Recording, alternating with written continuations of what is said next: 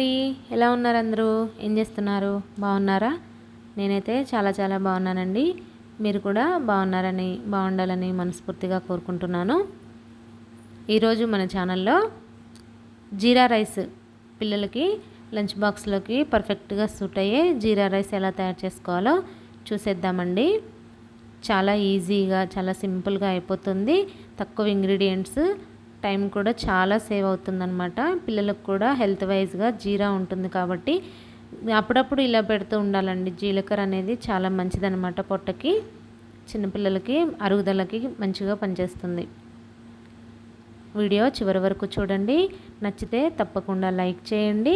నా ఛానల్ ఎవరైనా first time చూస్తున్నట్లయితే ప్లీజ్ సబ్స్క్రైబ్ చేసుకోండి. ఇప్పటి వరకు సబ్స్క్రైబ్ చేసుకొని నన్ను సపోర్ట్ చేసిన వాళ్ళందరికీ చాలా చాలా థ్యాంక్స్ అండి. ఇక మీదట కూడా మీ సపోర్ట్ ఇలాగే ఉండాలని కోరుకుంటున్నాను. ఈ జీరా రైస్ని రైతాతో కానివ్వండి, మసాలా కర్రీతో కానివ్వండి సర్వ్ చేసుకోవచ్చు. లేదు ఇవేమి తినరు పిల్లలు అనుకుంటే ఒట్టి రైస్ అయినా కూడా ఇలా పెట్టేయచ్చు అనమాట. ఈ జీరా రైస్ తయారు చేసుకోవడానికి కావాల్సిన పదార్థాలు ఏంటో చూసేద్దాము. ముందుగా ఒక 2 కప్పుల దాకా ఉడికించి పెట్టుకున్న రైస్, 2 కప్పుల రైస్కి 1 టేబుల్ స్పూన్ జీలకర్ర అండి.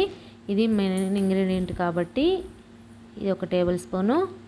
ఓల్ గరం మసాలా దినుసులు అండి. కొద్దిగా చెక్క, దాల్చిన చెక్క, 4 మిరియాలు, 2 లవంగాలు, కొద్దిగా అనాస పువ్వు, జాపత్రి, 1 యాలక్కాయ, అంతే అండి. ఈ ఓల్ గరం మసాలా కూడా కొద్దిగా తీసుకోవాలి.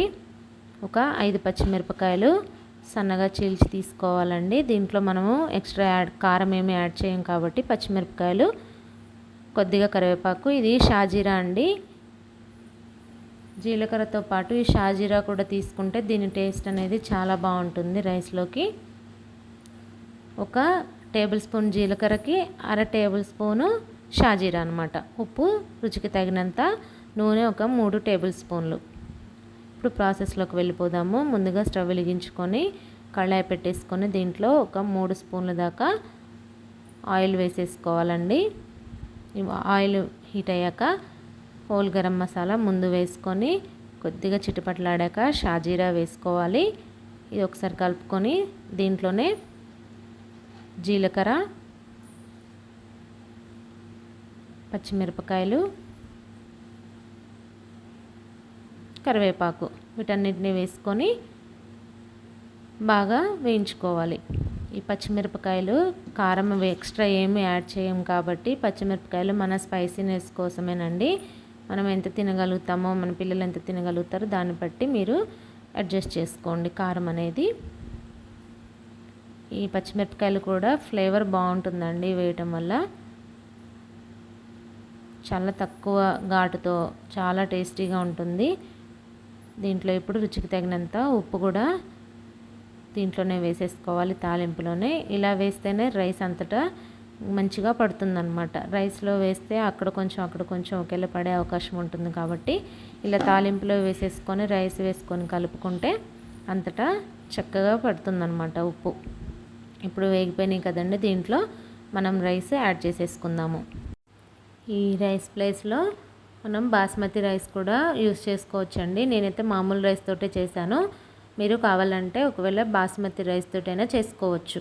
ఒకవేళ రైస్ క్వాంటిటీ పెరిగితే మిగతా ఇంగ్రీడియంట్స్ అన్నిటినీ పెంచుకోవాలన్నమాట.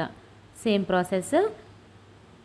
వీడియో నచ్చింది కదండి, మీరు కూడా తప్పకుండా ట్రై చేయండి. చాలా ఈజీగా సింపుల్గా అయిపోయే ప్రాసెస్ కాబట్టి పిల్లల లంచ్ బాక్స్లోకి పర్ఫెక్ట్గా ఉంటుంది. ఇప్పుడు దీన్ని ఒక 2 నిమిషాలు మూత పెట్టేసి కుక్ చేసుకుందాము.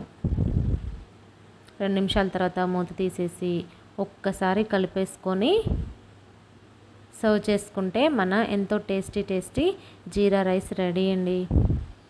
వీడియో మీకు కూడా నచ్చిందని అనుకుంటున్నానండి. మీరు కూడా తప్పకుండా ట్రై చేయండి. Thank you for watching. మళ్ళీ మంచి వీడియోతో మళ్ళీ కలుద్దాం. అంతవరకు బాయ్.